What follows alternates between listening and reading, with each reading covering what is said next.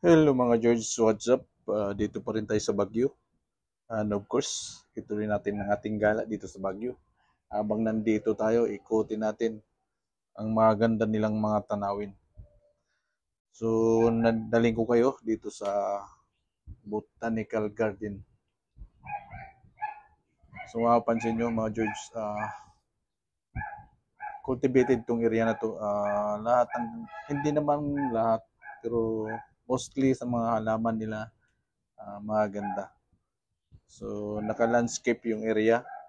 Marami kang matatanaw na magandang halaman at magandang dilag. At just, hindi kasama pala yung dilag. So, ayan mga George, tara, maglakbay tayo dito sa mga bulaklak. Dadalhin ko kayo sa mga halamanan na kung saan yung mararamdaman kung gaano kaganda ang nature. So, dahil nature lover tayo, let's do this. Wala tayong ibang gagawin, George, kundi maggala hanggang sa dulo ng video. Pero dito lang sa isang area. Ang ingay ng aeroplano, Diyos ko, dumaan. So, voice over ko lang to mga George dahil wala tayong videographer. At hindi pa ako sanay talaga mag-video sa maraming people. So, ayan. Ito mga George, maganda talaga siya. Dito sa isa to sa pwede kong i-recommend sa inyong puntahan once na nasa Baguio kayo. Dahil kung nature lover ka, dito ka mapamahal. Pero paalala lang mga George, dito para walang mga wheelchair dito para sa mga senior. So lahat dito kung naglalakad. So kung mayroong disability yung kasama nyo at nangailangan ng wheelchair, wala pong available dyan sa Botanical Garden. Need nyo pong magdala na sarili yung wheelchair.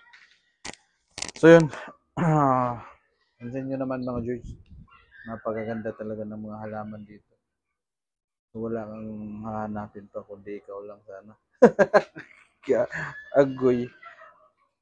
So yan mga George, medyo mainit yung panahon dito ngayon sa Baguio. Hindi mo ramdam yung dati-rating sobrang lamig, pero yung place na to, marami din mga punong kahoy na matataas. So marami kang masisilungan.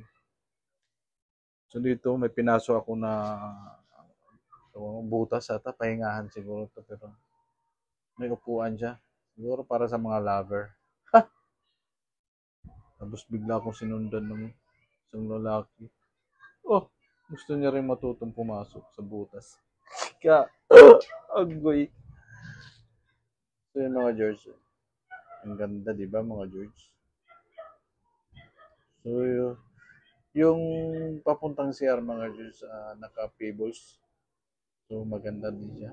At yung mga kubo na yun mga George, diyan ka mag-picture na nakasuot ng bago. Suot ng igurot.